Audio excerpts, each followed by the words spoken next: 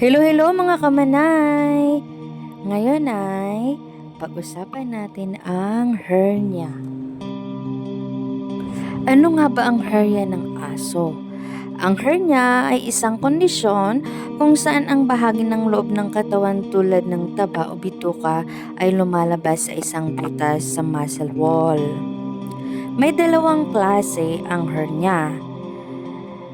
Una, umbilical hernia.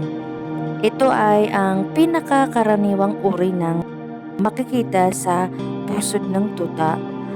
Mukha itong malambot na bukol. Yung pangalawa naman, inguinal hernia.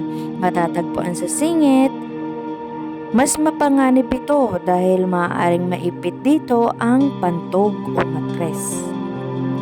May mga sintomas. Una, bukol na malambot. Isang umbok na minsan ay nawawala kapag hinahawakan o nakahiga ang aso. Pangalawa, pagsusuka o kawalan ng gana kumain kung ang bituka ay naipit sa butas. Ang pangatlo ay pamamaga at pamumula kung ang bukol ay naging matigas, mainit o masakit hawakan. Ikaapat, hirap sa pagdumi o pag-ihi, depende sa lokasyon ng hernia. Ano ba ang lunas at gamutan? Siyempre, una operasyon o surgery. Ang pangalawa ay kapon, madalas isabay ang opera.